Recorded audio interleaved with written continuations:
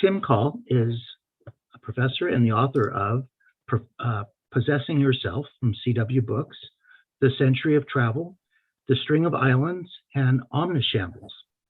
A new collection of Siho entitled California Siho will be released later this year with 54 of the poems accompanied by short musical works.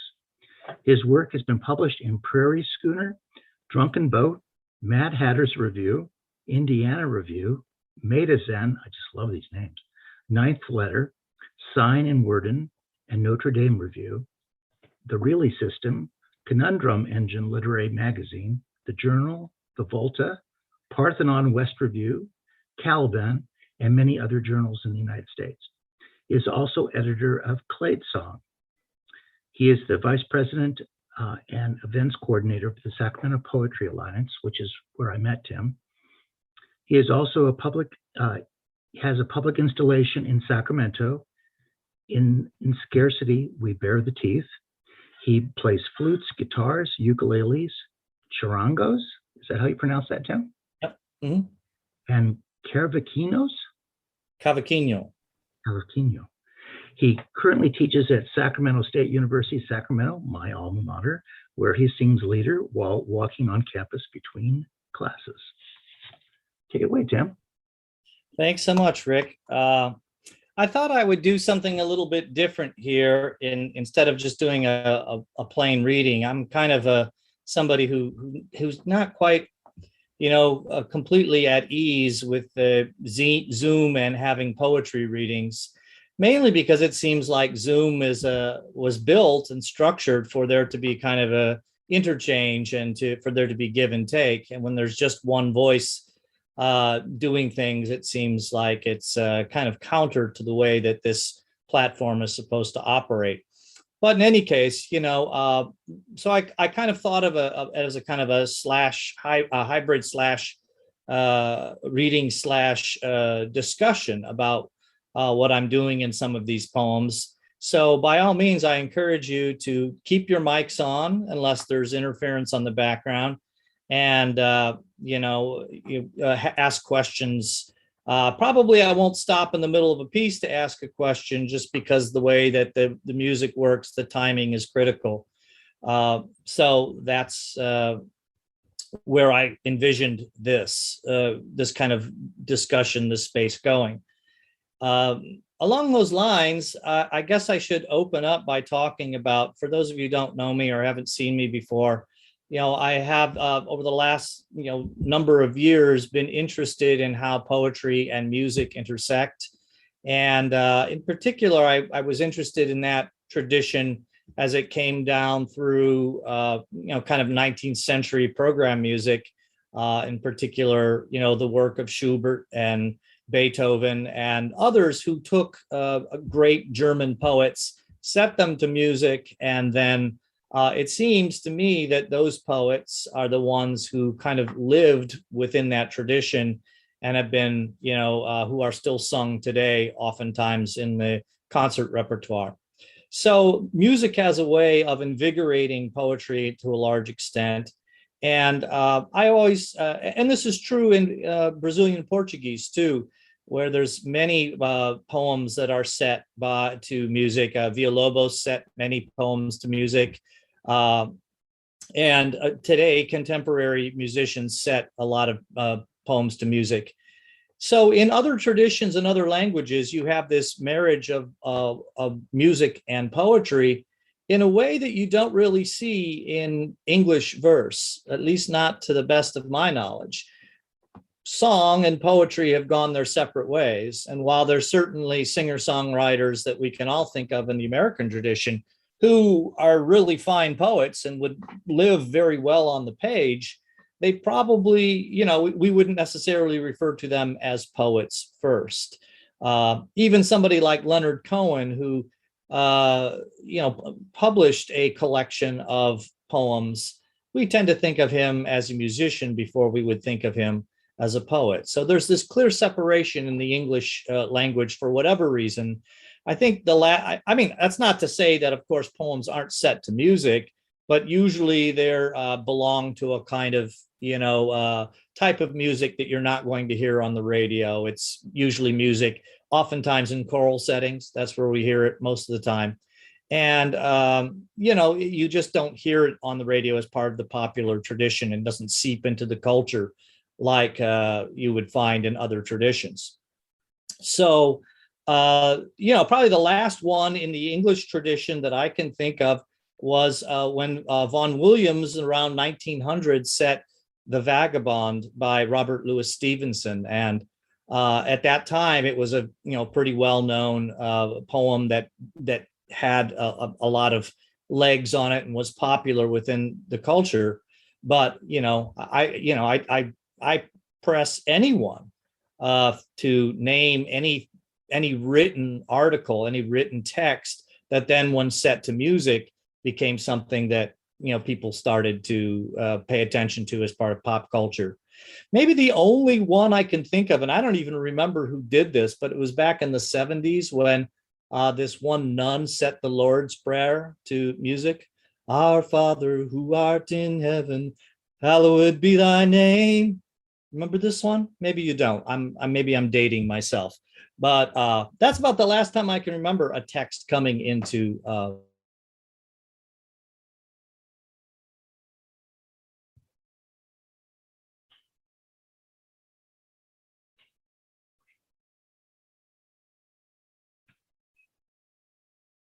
first time yesterday for this anthology called Reimagine America. And it was one that they had their book release yesterday in LA. But instead of driving to LA to be part of it, I drove to Placerville to see Laura and company, and I did it there. So this particular piece features a couple of different instruments, as well as various different sound design elements. This was the first one. You'll hear this is an overtone flute. I made this out of a piece of bamboo in one of my friend's yards. And you see it doesn't have any holes because the idea is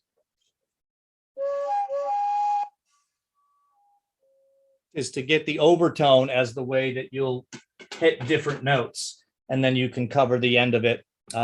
Here's one that's professionally made in Sweden. It's called a Seljaflöte, and you can hear a lot higher range on this one.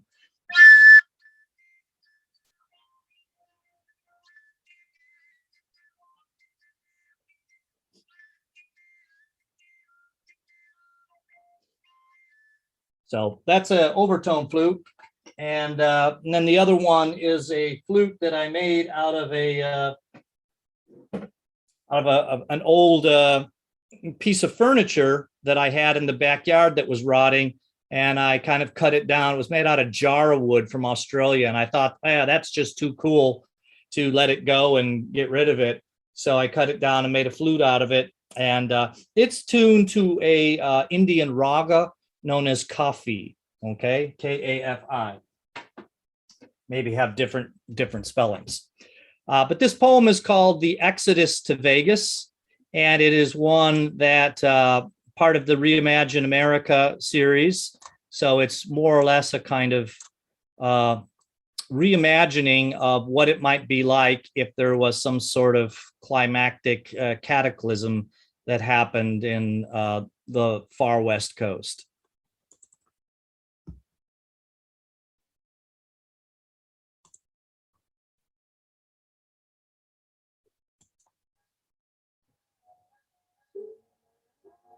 The Exodus to Vegas. Americans on the coast were driven to Vegas. There they awaited the study of how water would flow. They had envisioned Herculaneum and vowed not to be the guy for whom Vesuvius produced a glass brain.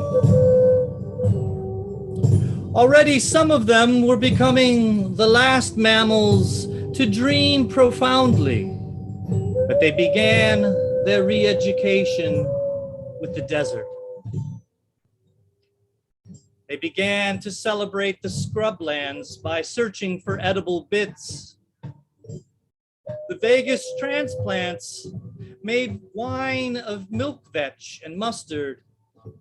They made beer from rock daisy and woolly star. They drank and drank and said, "Let the Fimble winter come," as they laughed at the alarm shadows and the faces of the moon. And some experienced emotions of carrying in their chest. Others experienced them in the face.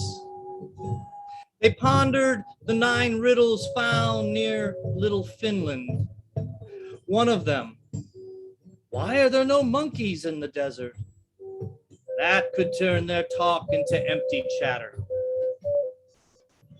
How could they weave tales of puncture vine and oleander? It was like talking in caves, whispering in the deer grass, or being rewarded by sunlight amid the sacred bamboo. In the days of long ago, who would have dreamed of such amity? It wasn't the fault of the frost mat or the ghost flower. You couldn't blame it on the end of days. It was the normal bliss hidden in wanderlust. In foraging, there emerges a plainer way.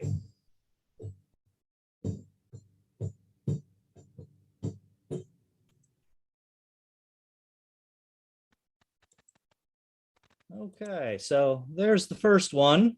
Awesome. And on that one, you hear a lot of these kind of echoing drums. That's taken from a sound library that's put together by a gentleman by the name of Eduardo Tarantelli, who is a well-known sound designer, sound library creator, who makes a lot of sound libraries for kinds of fantasy video games. So probably you might hear this kind of pounding drum as something you would hear in maybe a video game score. So a lot of the things that I'm putting together, I'm using something called a digital audio workstation, or in other words called a DAW.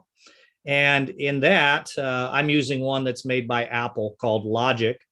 And in that, you are able to take bits of pre-recorded material that people like this gentleman, Eduardo Tarantelli, has recorded, and move it in to this digital audio workspace in such a way that you can kind of segment out various bits and pieces of sound and then layer them like you would in a recording studio. So that particular piece had about 18 or 19 different tracks that are layered on top of each other, as well as the voice on top.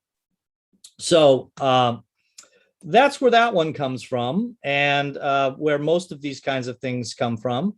Various different sound libraries might be used for different kinds of feels. That's what's kind of nice about doing this kind of thing, is that music carries so much more emotional freight than word does, in my opinion. You just have to hear something and hear the kind of tone, and it conveys sometimes what the words might be trying to get at. And similarly, too, you can kind of, make the words, more complicated by adding an emotional vein or emotional element to them that, complicates whatever is going on in the text. So you have, the opportunity to do both of those types of things when you start to set these pieces to music. The next one I want to do is a piece that recently I published in a magazine called Comstock Literary Review. And it's one that it's a piece that when I sent it in, I kind of really didn't think too much about it because it was a relatively old piece. It was something that had been sitting around for, I don't know, probably 20 years or so.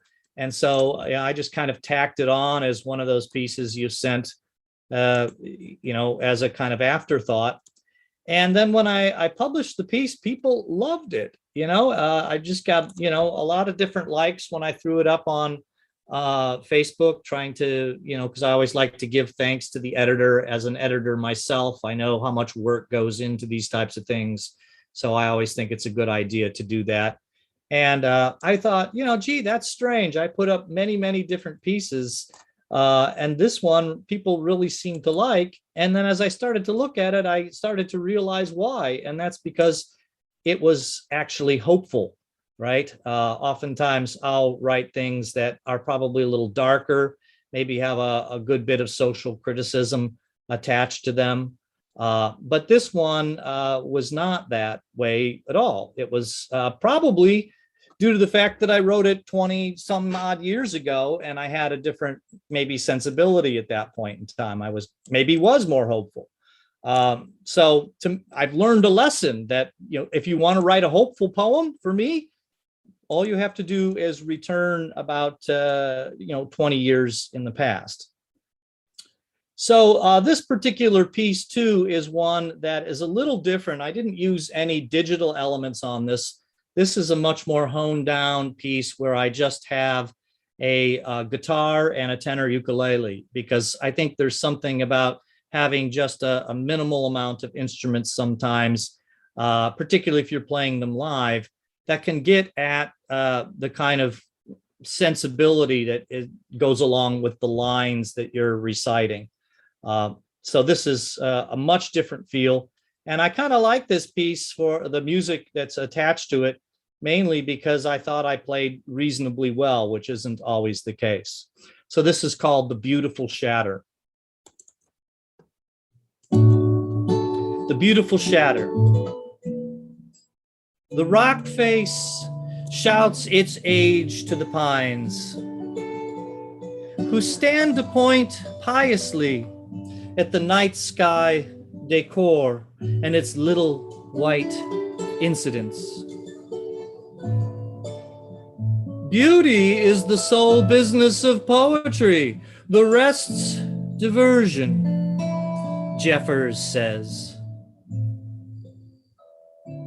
The branch forks, the rock splits, a Steller's jay zigzags its way to cornbread. Diversion's beauty too.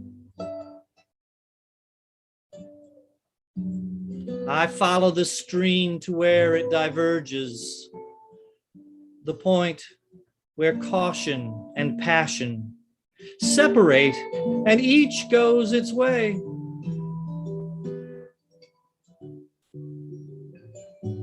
I would like to ask the rock face why it never ventures past the stoic, why the pine has never learned to stoop.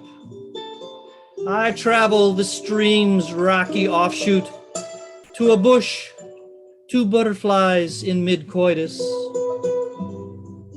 My sudden presence interrupts, and the top one flees. Caution survives, but passion never ends its experiments. It creates a space for a Jeffers to describe beauty, the human beauty of hope, after disillusionment wears down.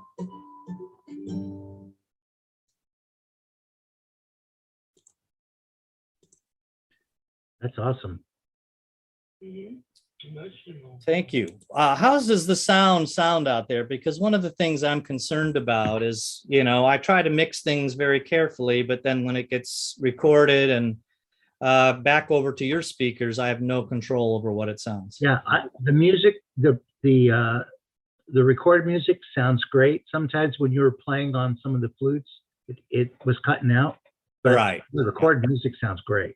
Okay, good. All right. Well, then I have my settings set just about right. Okay. Does anybody else want to unmute and comment, or Tim was wanting people to give some commentary or ask questions? Anybody want to join in?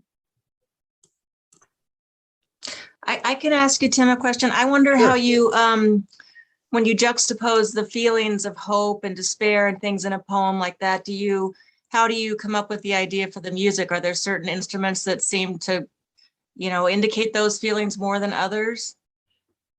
Yeah, that's a good question. I think a lot of all of this comes down to instrumentation, and my approach to when I play is I generally like to improvise through a lot of it. Like that whole piece, I was improvising the whole way through. So it's kind of like a form of jazz in some respects. As the line comes along, I'm hearing it and I'm trying to play some part that relates to that. And then I'll play the second part that is relating to both of those, right?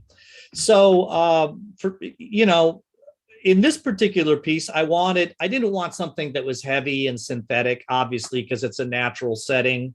So that usually is what tips me off as to what kind of instrumentation I want. In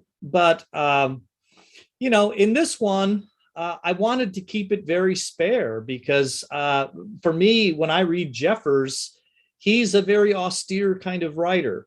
And I wanted to have the music not be the one that you'll hear like in subsequent that's full of all kinds of flourishes and what you call in the biz stingers, right? Things just keeping coming and your ear is kind of continuously assaulted.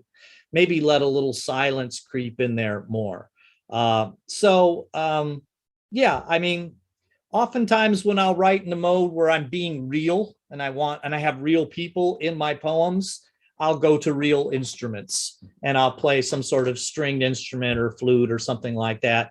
But when I do kind of, more wacky, weird stuff, that's where I'll probably get into using more, synthetic types of things. And then a lot of times I'll mix both of them because I think that's, these people who put together these sound libraries are very good at trying to give you a number of different articulations so you can get at something hard and short to get at something that's furious and get at that kind of emotional content. And then they'll have something wonderfully legato so you can get, that kind of feel as well. But they can't get every little articulation, especially not with, say, like flute players or even with string players. There's certain things you can do, like slides, hammer-ons, that you just can't get that same kind of articulation very easily using digital instruments. So, in the short run, I guess that's the answer to what I would say is, think about what your subject matter is, and do you want to have a more realistic, presentation for your music, or do you want to have these other different layers that suggest a more artificial one? So question. Other one? Yes. I think that's a great balance between like the music and the poetry. Fantastic balance there. It's well blended. Well, thank you. It's something I've been doing for a while, and a lot of times I miss on that regard because you can get hooked onto the music and try to make that, as interesting as possible. And you start to have a kind of, competition in some respects, which I don't really mind all that much because I like the music that you have to listen to maybe 2, 3, 4, 5 times to kind of get into it completely. I don't really listen to stuff that I listened to it once and now I don't have to hear it again. So in that regard, if you miss certain bits or pieces of it, maybe that's an invitation for you to come and listen to it again. Or if there's a particularly, busy part of the music that corresponds to some part of the text and you didn't quite catch it, well, that could be an invitation to listen again. But in any case, you try to make the two as separate as possible. In my recording approach, I don't compress the voice. So a lot of times when you hear pop music, you'll hear the voice be a kind of constant level, and then they jack it way up so that you can hear the voice above all the other instruments, like you would hear in our radio presentation. But I don't like that because then you lose the dynamic range on the voice. And I want the voice to be as a kind of other instrument in itself. So I don't put a limiter or a compressor on the voice because I want it to be, have that kind of natural range. Maybe if you're a kind of person who reads and you don't have a lot of dynamic expression in your voice, it might make sense. But, for me, when you're doing poetry, the way that, you can do it live, the voice becomes that other instrument. It's kind of the way that if you ever listen to the old Blue Note recordings of the 50s and 60s, you'll know that they don't compress any of the instruments. It's like they recorded them all live. And sometimes, you'll get some saturation and some distortion on some of those old Blue Note recordings, but they really feel live in a way that contemporary pop music doesn't, because they don't limit or they don't compress, or if they do very little, those instruments. And it feels like a bunch of session musicians playing live in a particular space. So, when I first started to get into this, I started to compress the voice and do it just like you're supposed to. And I decided I didn't like that. I wanted the voice on these, if you were to hear them in their full recordings without my voice over the top of them live right now, you'd hear that, hopefully, that same kind of dynamic range that you'd hear in a live reading, and not have it be just a more kind of constant volume that sits up above the music. So, and sometimes that can be a problem too, right? Because your voice with vocal fry will drop off at the end of a phrase. And if you have a passage of music that happens to crescendo or something like that, well, you can lose a little bit of that particular phrase. And when that happens, typically then I'll try to pot up the voice a little bit in that area so that I don't have that kind of cover up in some respects. But when I'm doing it live, you get what you get, right? And hopefully the voice can carry over it. I have my own voice up pretty high right now, so I'm hoping that it's not distorting too much and that it will carry over the sound of the music. So there's that one. The next one I want to do, are there any other questions or things about this particular? Yeah, Tim, I have a question. Yeah. So are you saying that the instrumentation actually, it's the written word that actually directs what instruments you're planning on using? Does it ever go the other way around, where you're thinking maybe of an instrument in mind that would actually direct to the poetry itself, the written word? Very rarely for me. Okay. I have plenty of pieces that I have that are just sitting as just instrumentals. And sometimes I will place a text on top of them, but I'm almost never satisfied with those, because when as you can see, almost as we go through these, I'm through composing almost everything, which means I'm changing it as it goes along. There's no kind of chorus. There's no song structure here at all, which is why it's doomed to never be played on the radio, because you are not going to hear many people who are going to sit through something that they can't come back to that hummable or singable chorus in many respects.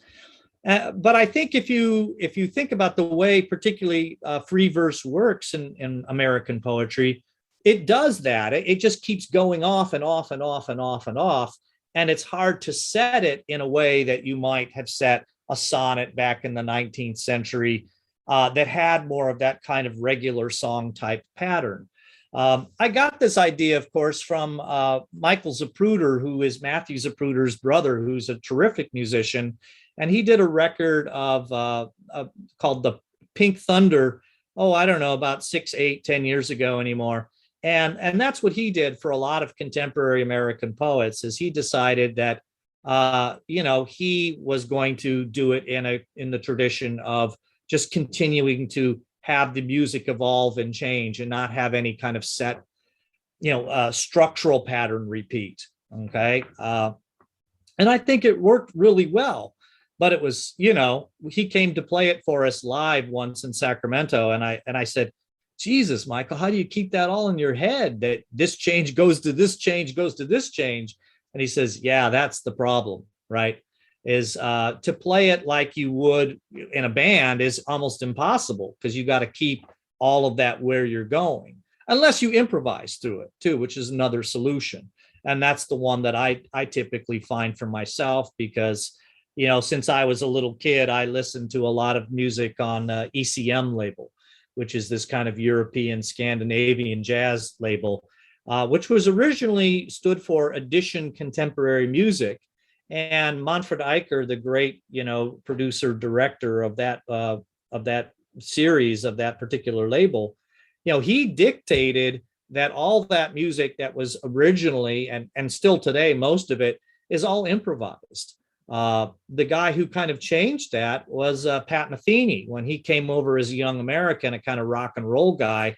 And he had parts where he would improvise and go into a kind of jazz bridge, but then he would also have parts that were set and a kind of like song routine. And Manfred Eicher said, you can't do that. That's not what we do here on ECM.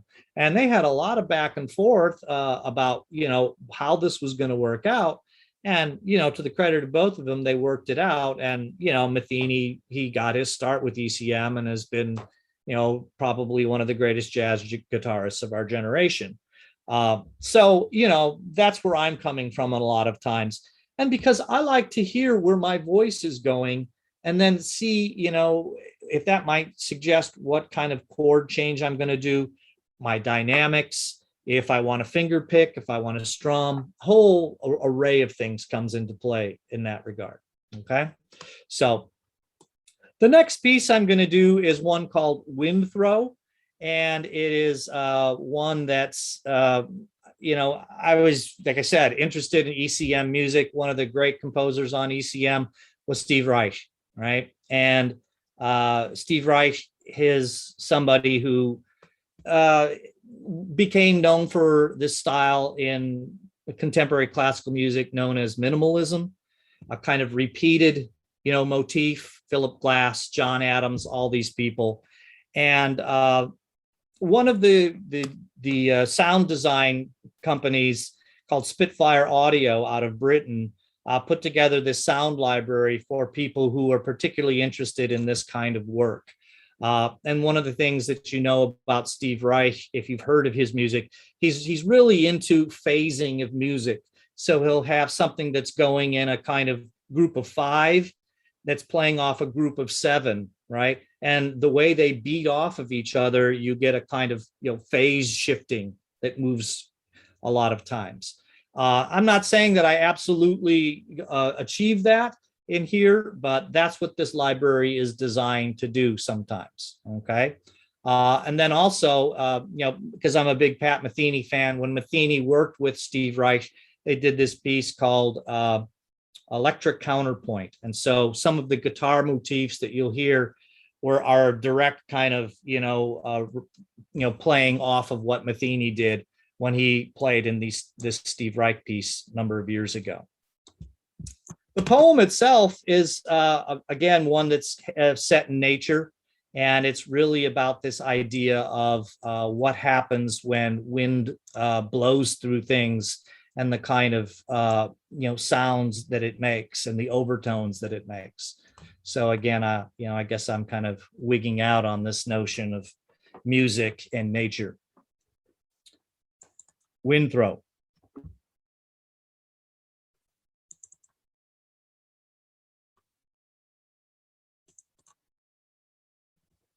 He said, here we go. Wind Throw. One of my father's favorite games was guessing the size of the socket needed for a bolt that was holding together whatever we were trying to take apart. Was it 1/2 inch? 9/16? Only a deadeye could tell. This duly impressed him. Someone who could quickly size up a work situation. But I was underwhelmed, the way my dogs are, by the white fright wigs of the clover blossoms. They have their own interests, sniffing the air and listening to it as it drags through leaves and needles. They call it wind throw. They tell me no 2 trees sound the same, and I believe them. and listen to the fig tell me of the Maidu's great spirit who created nothing but haunts certain hills in the valley.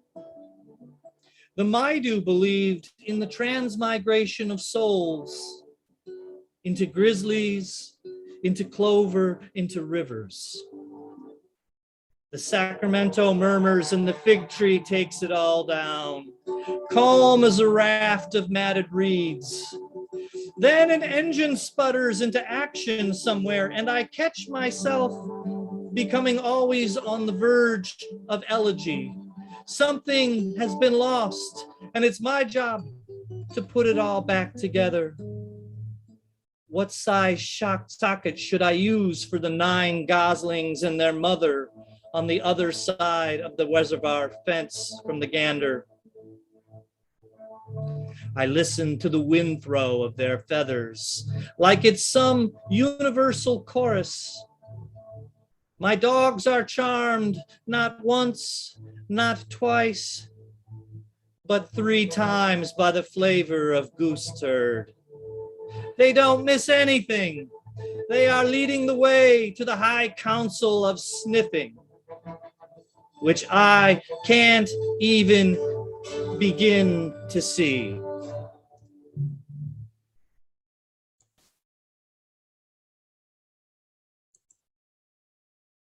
Okay.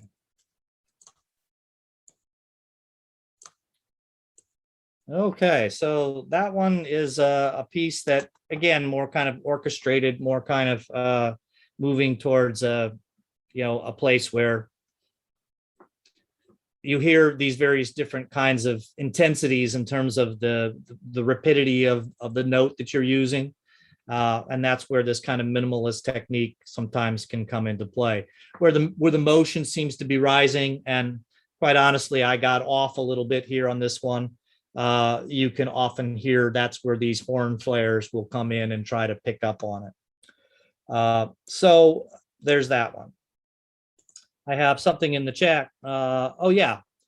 By the way, all of these particular pieces, if you're interested, I have something called a SoundCloud page. And my name on that SoundCloud page is TNKLBNNY, so Tinkle Bunny. And all of these pieces are up there. There's about 130 different poems that have been set to music that have been published in various different places, here, there, and everywhere. So wind throw. The next one is a kind of different piece altogether. And it's one where I'm using more kind of synthesizers on it, and ones where I'm, the timing itself is a little more crucial because of the way that I have these distinct phrases that develop.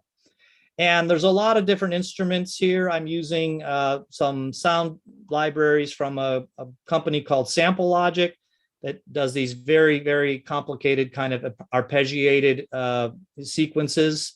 And then on top of that, I have some kind of trumpet voicing. But then I'm a big fan of the recorder.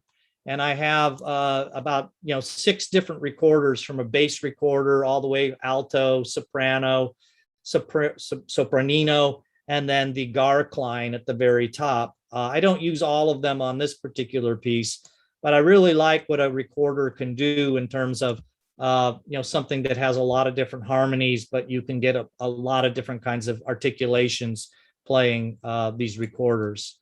Plus, it's something that, if you're interested in this, people get rid of recorders all the time. And it's a way that, without a whole lot of skill in terms of being able to play an instrument, you can get at some, a way of starting to put something down to music. And it can be very, very, very expressive. I think, we kind of or discount or dismiss the flute and what it can do in its various different, articulations.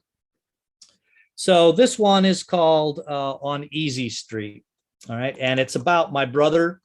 And when my one brother died in San Jose, he had this crazy idea. He was going to drive my brother's car all the way back to where he was living in Illinois. but do it all by himself and all in one stretch, which seemed to me to be a bit of madness, but that's where this particular piece comes from. And it's called On Easy Street. On Easy Street.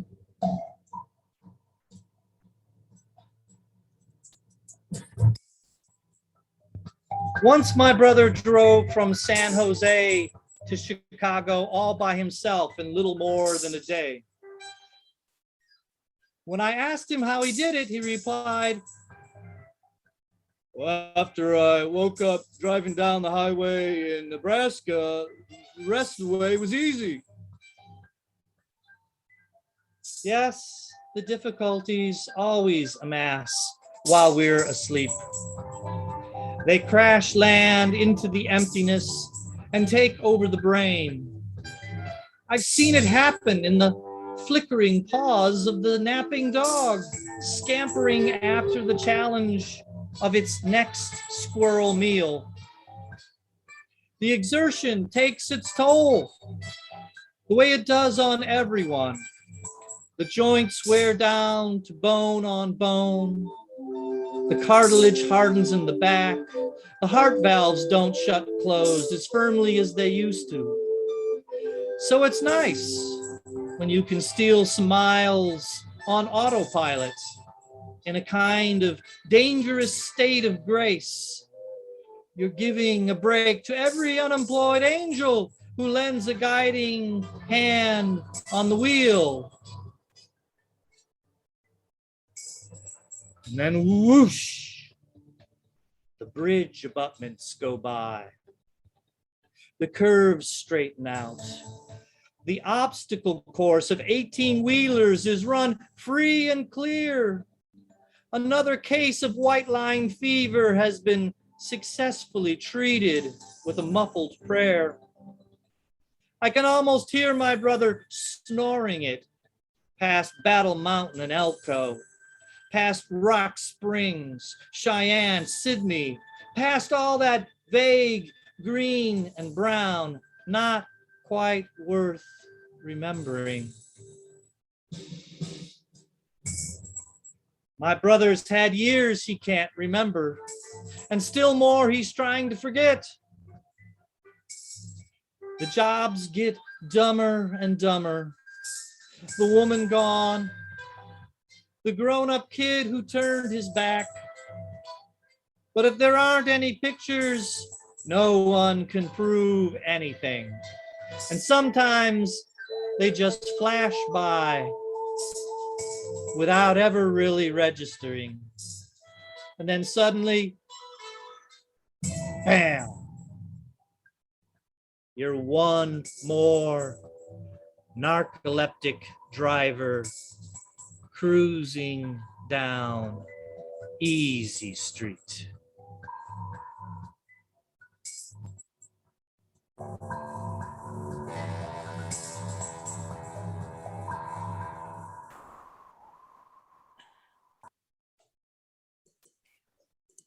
Okay. Laura, do you have a comment there? I do have a comment. That's when I love that poem, and it's been a while. I don't know. I got it from you somehow, a book or on the internet. But I have to tell you that I used that poem with my class. Oh, really? And we discussed it. So I mean, it's a great poem, Tim. And I'm glad you read it. I mean, yeah, well, my brother will be heartened to hear that, because this is kind of, one of his real, times where he feels like he's battling with the Duke. John Wayne is his idol in some respects, and to drive across the country, well, that's a real feat. So he was particularly proud of that poem that I immortalized him in such a way. So I'm glad that it's a great poem. Well, thanks. Anybody else? Hopefully it still sounded okay. I know on that one in particular that the symbols on that can kind of get a little distorted and crash out, but that's the way it works, I guess. Tim, yeah. Tim, this is Dan Williams from Yosemite. I Sure. noticed as you were reading, Tim, that the music begins with a phrase, and then you begin your lines and you begin to read them. And then the music goes along with the phrasing of your lines. And then it'll build a little bit of intensity, as do the lines, it seems like. And then finally, at the end, you end your poem, and then there's this final phrase from the music. Do you have any kind of notation there that you follow as you're reading the lines and listening to the music? Or is it just simply that you've created the music and you're aware of it and you know the space of time it's going to take for you to, excuse me, for you to recite your poem within the space of the music that you're playing? Right. Well, typically what I do is I put down the voice first, right? And so that's kind of my baseline where I start from. And then there are certain parts in the poem that I know that I want to accentuate and that I want to be kind of, like you said, climax points. And so I'll build a phrase that might come up to that particular moment, and then I'll cut out or do something, right? And this is why I'm saying it's through composed, because it doesn't go into a chorus or some place where I'm returning back to a motif that I might have had beforehand, at least typically not. And then, then I have, 20, 40 seconds, however long that next phrase is, that I start to play with. And if you look at these DAWs, these digital audio workstations that I'm talking about, they don't use musical notation, although you can have a setting where you can have musical notation. I'm not that adept to be able to play, musical notation for all these various different instruments. But what they have is something that's called like a piano roll setting. And so that's what it looks like, a piano roll, where you have a bit of dots and dashes, and then you can go underneath the hood and kind of automate them in terms of velocity or the intensity of how a note is played or the dynamics of a note. And then, if I have 20 seconds until I have the next place where I want to reach, where some other thing is going to happen in the poem, well, now I just start to build up that musical phrase, right? The key when you're reading it aloud, and sometimes I get lost, I'll be honest with you, and that's why it's kind of fun for me. I don't really ever know where these things are going to end up. And hopefully I can get to the place where they were recorded, but not always. I'm not exactly there sometimes. But you put in what's called in the biz stingers, these little bits of pieces of music or sound. Sometimes they're sound effects. Sometimes they're things that are going on underneath that you can hear and stand as cues for that. Okay, this is coming up. All right. I've got to know that I need to either come up and get this line going. But sometimes you may have heard where I'll speed up a line because I know I'm behind where I should be. And sometimes I'll slow down. Sometimes there'll be a little pause before I know I want to hit that next phrase. So, that's where it is. And that's why, it gets a little tricky reading it live sometimes, particularly if you don't have these little signals that are pointers as to what's coming next. I think traditionally, if you were playing a song, you could count it out and go, I would know, hey, in the 8th bar, this type of thing is happening. I better be ready for that. Plus, you'd hear the melody. It would be ready to resolve in a way. And you'd say, okay, this is where the next phrase starts.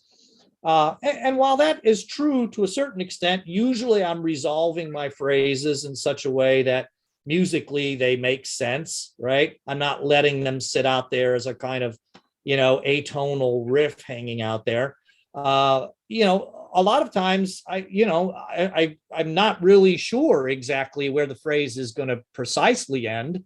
And so you kind of just have to then build up confidence in the fact that if you read at a certain cadence, it'll get you to that place where you need to be when you transition to that next stage. So, maybe that was a little bit more information than what you asked, but I try to be thorough about how all this stuff goes because I really would like for people to try it. My friend Josh McKinney and I, we started a magazine 11 years ago called Clade Song. And it was, we did that with the idea that people, once they had their poems accepted on the page, they would then go back and do an audio version. And most of them just read their poems aloud and let it go at that. And occasionally I'll find a poet, one or two out there in poet land, who will take the opportunity to try to set their poems to music in some way, shape, or form.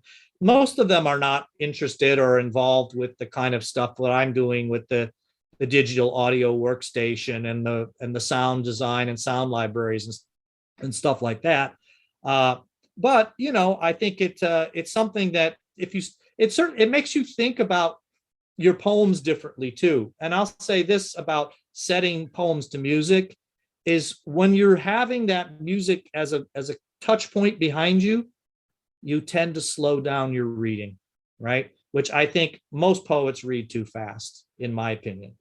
And when you know that you have to kind of space this out to get to that next phrase, well, that means you better have this kind of general cadence or pattern that you can get back to. And that's why when I read it originally, I try to read it very slowly, because that's going to set up for where the musical phrasing comes into play. So, but it's a strange thing to me. I know a lot of people who are, pretty good musicians who are poets. And I think poets in generally have a really good ear. I think they're better musicians than musicians are poets, for sure. Right. But, for whatever reason, American poets don't try this kind of thing. I see it. I have the great, that Lara knows, the great Brazilian poet who was here, Salgado Maranhão. All right. He does this routinely with, big Brazilian pop stars. And, for him, it's a no brainer. And you hear some of the great Brazilian pop stars of the past, and they'll take great poems and they'll set them to music. Again, it's just not anything you ever really hear being done in the American scene, or even the English scene for that matter. Song and poem have diverged greatly. Yeah, I'm thinking of Joe Beam and Girl from Ipanema. Now, it seems to me that's a very simple, beautiful little poem that's set to music. Right. And it's an interesting concept. It's something that I would probably like to do on my own. At one point, I took the music of Eric Satie, the Gymnopédie #1, right, and tried to write words for it according to the phrasing of the music. Right. I don't know how successful I was, but it was kind of a fun thing to do, to try to do. No, we call that, in the jazz world, we call that vocalese, right? And I think that's a kind of genre all in itself. And I've tried to do that a couple of times, but it's not altogether completely, pleasing. But, just to bring up Jovim, though, just to, underscore this point, he was setting the poems of Vinicius Guimarães to music. Almost all of those were poems that were Vinicius Guimarães. Oh. And Vinicius Guimarães, is one of the legends of Brazilian poetry, because he himself then hooked up with a guitar player called Toquinho, and Toquinho and Vinicius were the rage all through the 60s and 70s as this huge Brazilian pop group. We just don't have anything quite like that at all. And, it's interesting to me that, there's a poet who made his reputation on the page and then said, the hell with it. I'll find a musician and we'll go and we'll do these things, and people, and then Jobim climbed on top afterwards. So it's very strange to me. I think it has to do in some respects with the nature of English. Just because we don't have a line that's particularly long. Typically, what I learned when Salgado Maranhão was here is, when you're taught poetry in English, we're taught the pentameter, right? And you're in groups of 5. Well, that's a pretty short line and doesn't lend itself to really a whole lot of development for a musical phrase. But in Portuguese, the unit is 9. Right. So that gives you a lot longer space. And I think because of that, you hear melodies in Portuguese or Brazilian MPB that are a lot more, complicated and lilting, and don't kind of give us this kind of, 2/4 beat all the time. They're into polyrhythms as well.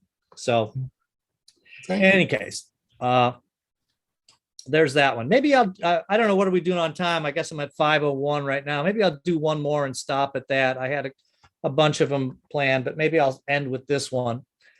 This one is from the anthology that Molly Fisk put together. That was called About the Fire, all right, after California's fires. And, this is a piece that I was inspired by mainly because of this particular record. I don't know if you guys are familiar with Daniel Hope, but he's a tremendous violinist who was Irish born and now lives in Berlin. And about right before COVID, this record came out. It's called Belle Epoque. And it basically is a treatment of a lot of late 19th century pieces that are, very interesting. The one piece, though, that leads off the record is a piece that I had never heard before, and it just absolutely blew me away. It's by a not very well-known composer whose name is Ernst Chausson. And Chausson only lived to be 44 because he had a farm and he was riding his bicycle one day and he came down the hill, lost control of his bike, crashed into the side of the barn and was killed at 44. And that's a shame because I think that this piece, it's called Concerto in D Major, is absolutely brilliant. And I'd never heard it before. And I would put it up there with some of the great pieces that have been written of all time. And the thing that kind of distinguishes it is that it's the only piece in classical music, I've been told, that is a concerto for violin, piano, and chamber orchestra. Okay. And then, of course, you have the orchestra on top of it. But I mean, you typically either have, a violin playing over the top of a chamber, violin, piano, but not all three of these things together. Okay, so that was the impetus for this piece, where I took that instrumentation and started to think, okay, I'll use this as a way to, as my kind of parameter or my limit is how I want to get into this particular piece. So this one is called When Things Start to Break. Let me get set up here.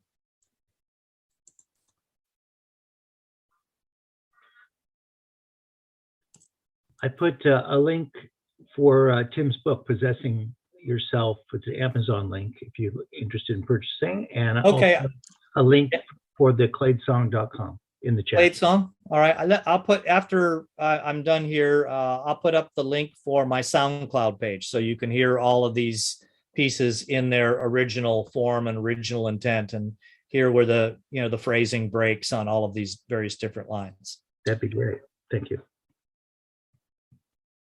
So this And is also say question? something about the Sacramento Poetry Alliance. Sure. Yeah. Good. Thank you for reminding me. All right. When things start to break.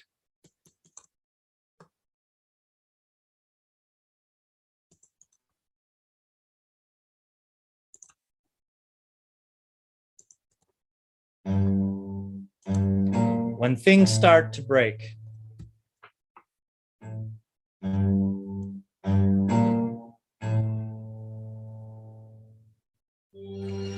Two days after the big fire burns houses and bodies by the score, and the power company reports an outage at the location where it starts, the big investors begin to divest.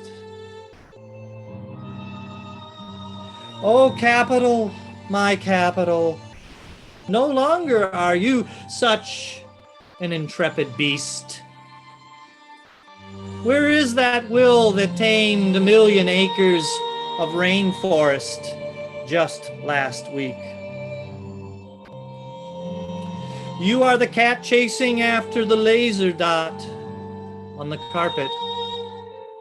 You are the friend during good times who hears someone calling in the other room when risk appears. All this time, I was only looking for you to be someone I could have a few beers with. I wasn't asking for much. But it looks like the American dream is made of much grander and more glittery stuff.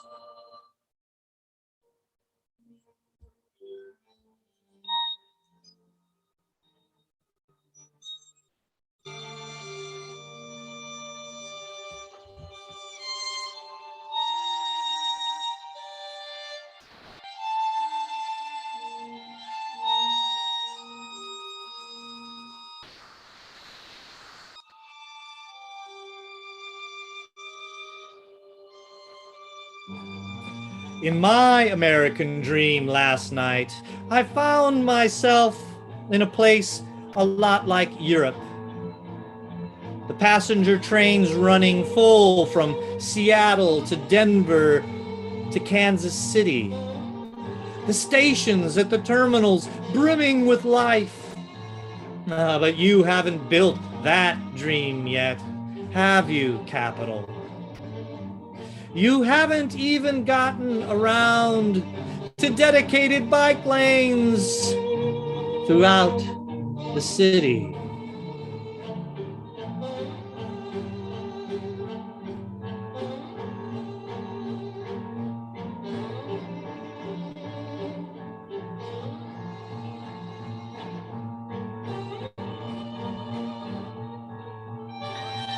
God damn it, Capital.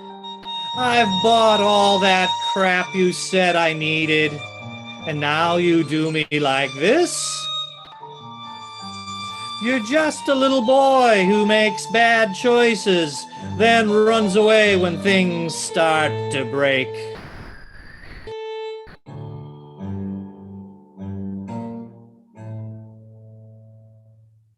Bang. And they're off. Look at all those fledgling dollars setting out for the Cayman Islands, the Isle of Man, Panama, the Bahamas, Dominica, Venice, Vanuatu, Costa Rica, Guernsey, Jersey, Malta, Aruba. Oh, the places you'll live. Safe from anything terrible ever happening to you.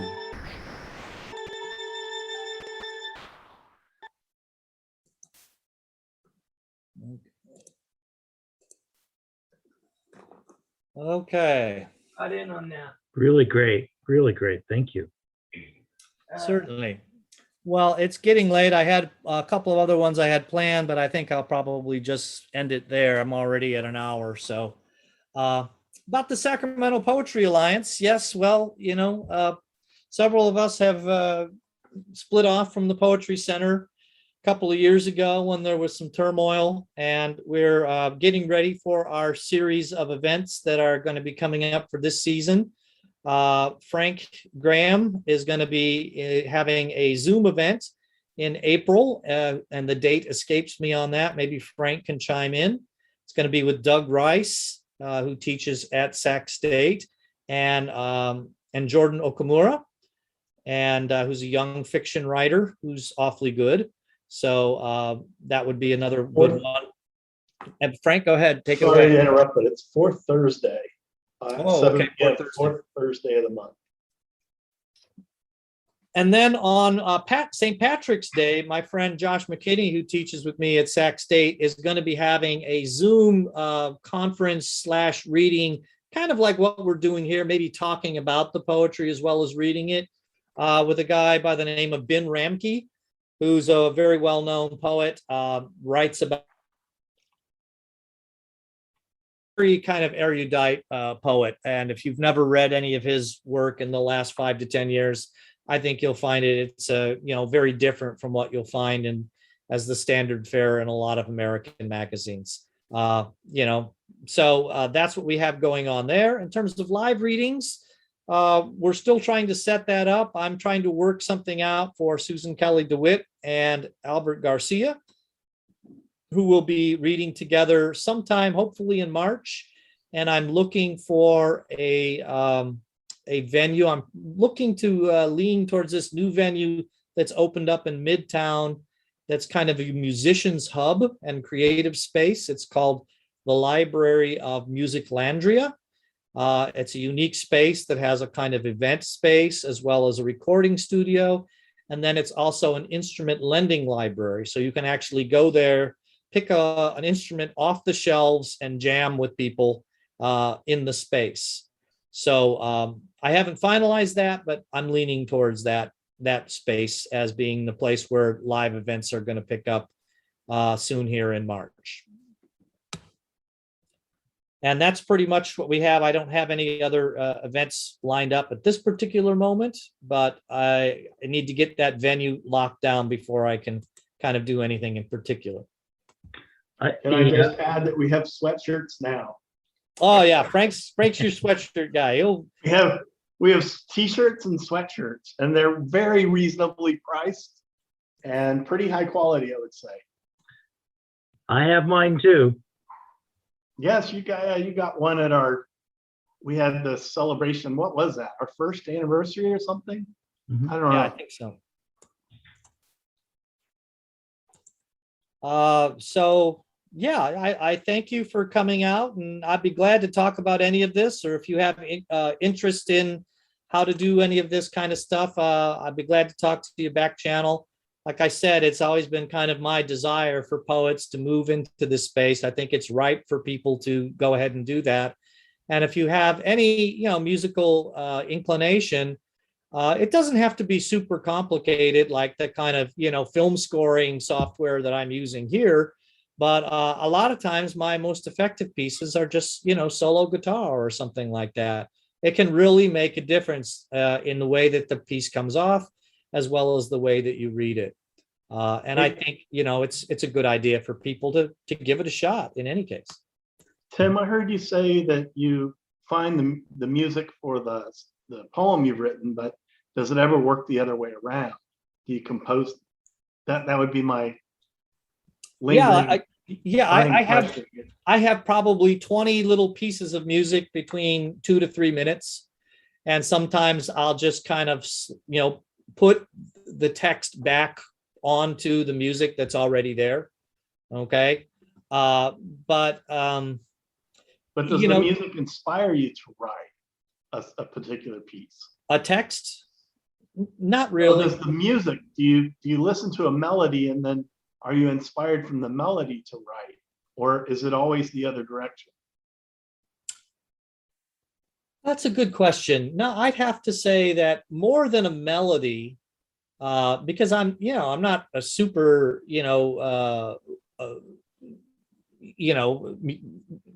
good musician, right? Where I can just play whatever I hear. I think if I were that kind of musician who could just say, okay, I'm going to do this, and I had the chops to pull that off, that I might compose from something that I hear in my mind's eye. But I don't typically get to that place because, my right hand and my left hand just aren't going to move that way. So for me, if I come to a piece with anything, it's more the idea of what instrumentation I want to use for that particular piece.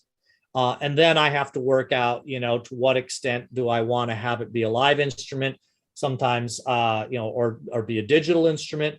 Sometimes I'll put instruments in and it's just too much and I got to take those layers off. So, that's probably the thing I've learned most as I've started to do it over the years is that, you get so excited about this music you're creating sometimes that you tend to want to throw everything in the kitchen sink on it, right? But I found that, sometimes you have to back off on that. And in particular, if you're loading up, like when I think about these pieces, I typically think I've got 3 registers. I've got something in the higher frequencies. I've got something in the mids that I don't want to have too much going on because that's usually where my voice is running. And I've had people where, I do a piece of music and when I do it live, maybe they have a hearing aid or something like this, and there's some sort of interference and they can't hear my voice on some pieces because the mid range is too high or there's too much going on in that middle band. And then of course the lower end as well. And if you keep those 3 things in mind, it gives you a lot of space to kind of have different things going on. Now, if you just have 1 or 2 instruments, that's probably not a concern. But when you start to, orchestrate some of these types of things, that becomes more of a concern.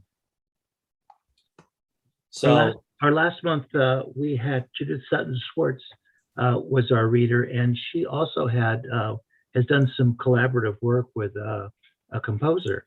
And she was, yeah. it's not yet up on our website, but it should be up there the next couple of weeks. Oh, I'd like to see it. I mean, there are people, Todd Boss in Minneapolis, who does, the motion poems. I don't know if you've ever seen this. He's got this kind of high-end company that sets a lot of well-known poets' poems to video. He himself has had a lot of his poems. Again, I think it's because he's from Minnesota, and Minnesota choral work is so important there. There's just so many choruses. All the major colleges have these big choruses. But there's a composer there that he works with who's pretty well known. My wife, who sings for Sacramento Choral Society, has performed several of his particular pieces as well. So it's not that it's not being done. It's just, you don't see it out of kind of formal program music where it comes into play. And that's a shame, because, one of the things that I'm doing is I'm really doing what a lot of the hip hoppers and people who make beats do. Only instead of using the American sound libraries that are all doing hip hop beats and drum beats and 808s and stuff like that, I'm going to Europe, and a lot of those companies over there, they're recording symphonic orchestras and bass clarinets and all of this stuff that, you can get this kind of more nuanced orchestral approach and have things going on where you don't have this steady, beat that you have to kind of always cram a certain number of syllables in between 1 and 8, which oftentimes to me makes that music hard to listen to because it's moving too fast, right? And I don't always pick it up. I can't differentiate one syllable after another after amount of time. But it's the same thing. They're using the same technology, and it's democratized music in a way that you don't have, I could never consider being a composer. I always wanted to be a composer when I was a kid, right? My mom, I would cry, Mom, we don't have a piano, right? Well, we just weren't that kind of house, and you didn't have space for a piano anyways. Well, now you can have, 40 different pianos in your house with a keyboard, and all you have to do is connect to them through the sound library that you have, and away you go. And same with the symphony orchestra. 10 years ago, there's no way I could do any of that, right? But now you can.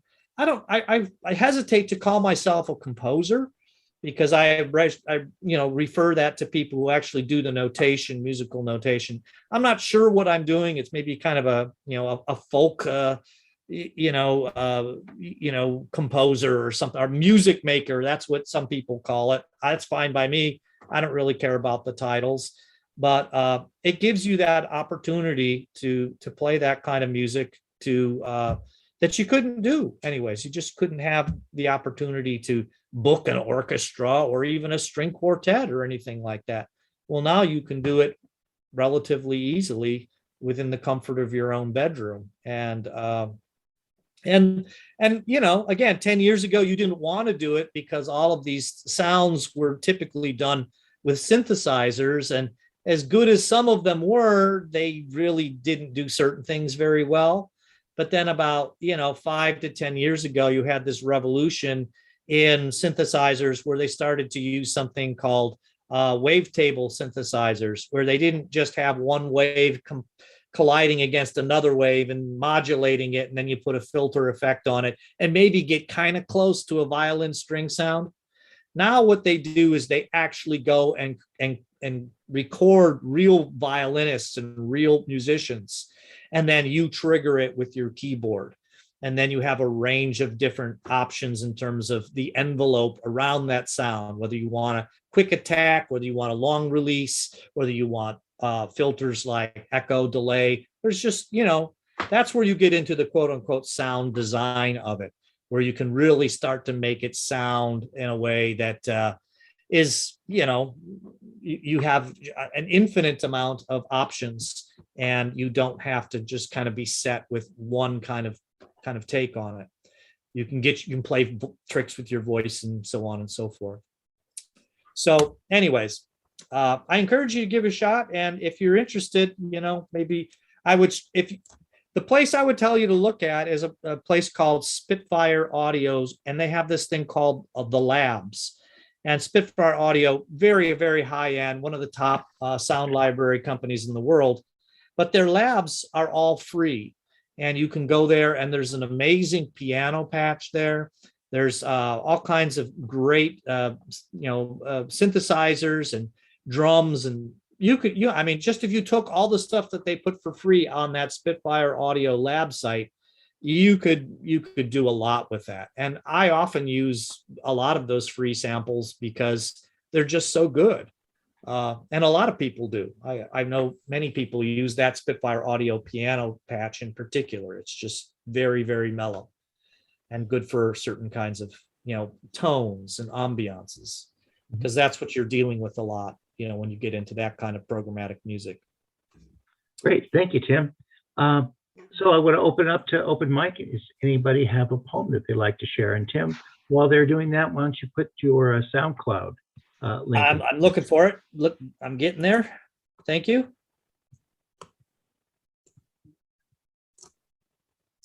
So I see a thumbs up. I think that's either from Doreen or Frank. Somebody would like to read?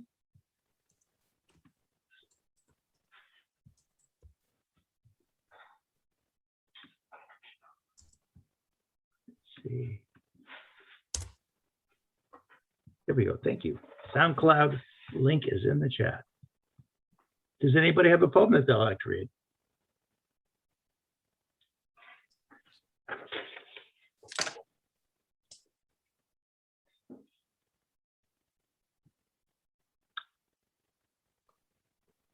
I have one. I'll start off.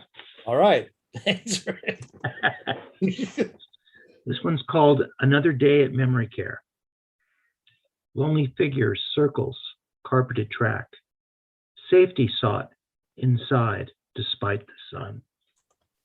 Confusion at a locked room door. Newspaper turned without reading. A cup of soup savored slowly. Napkins folded in random style. With each tick, the spring unwinds. 3 video tenors capture her until listening dissolves them to sleep. At 1 o'clock, the herd watches a movie. A quick rescue saves another hip. Memories are not so easily saved.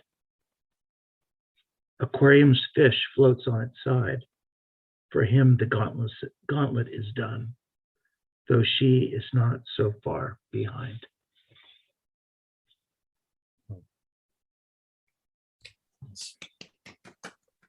Thank you, Tim. Thanks, Rick. Anybody else? Come on, Doreen. I know you got one back there.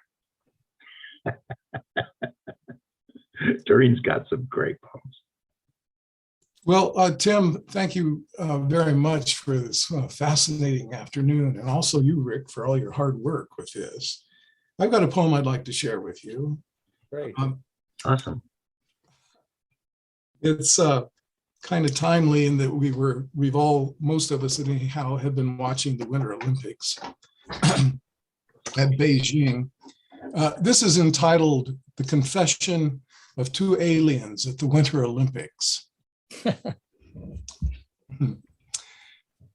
Just the two of us, dressed as Swiss in lederhosen, Tyrolean hats, waving Swiss flags when the cameras panned us.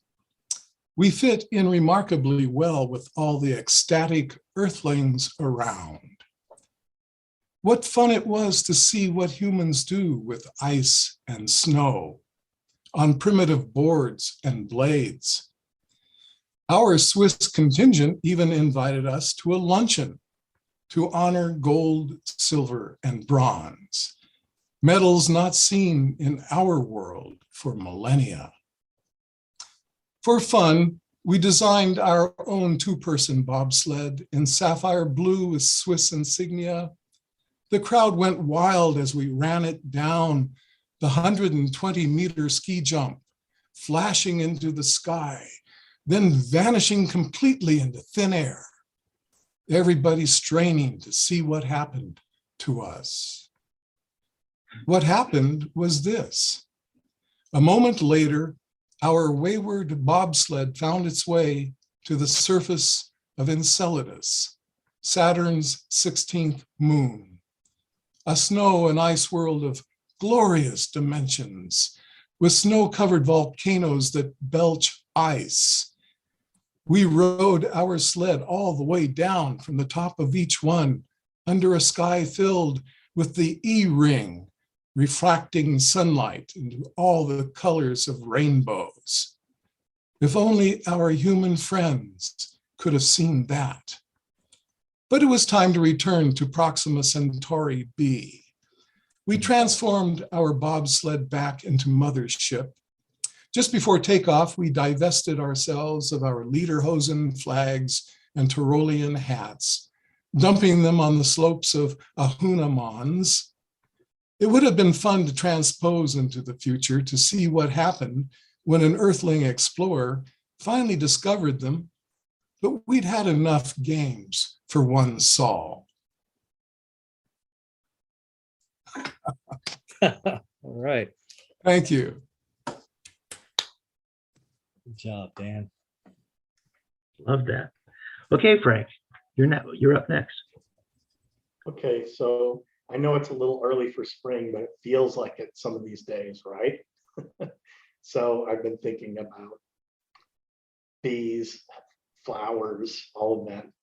And this poem's titled Bee Dance. Barefoot, I first noticed them in clover. Later, I accepted their heavy bodies. A nanosecond of fear against the wind, and they are off. Like a dive, more than flight, they pounce on blossoms, one, then another, until the right amount of packaging bundles their legs. Like bicyclists with golden calves, they leap against the sky. The principles of flight appear ridiculous. They go off with a cough, a dose of seriousness about them, quick, a flash, then their dance. The buzz delights and lights of floral tapestry.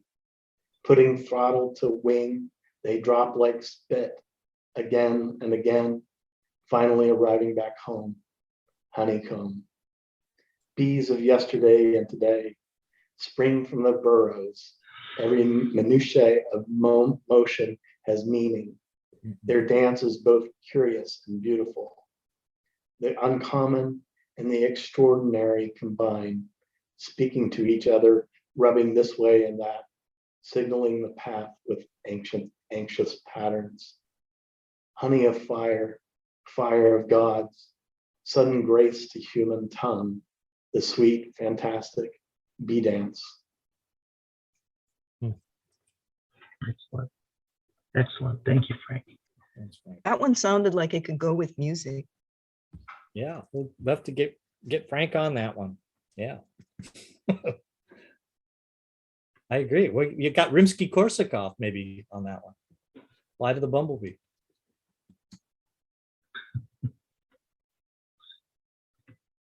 Anybody else?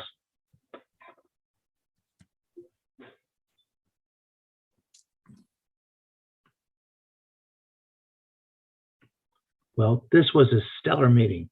Thank you again to all of our readers. Thank you especially to Tim.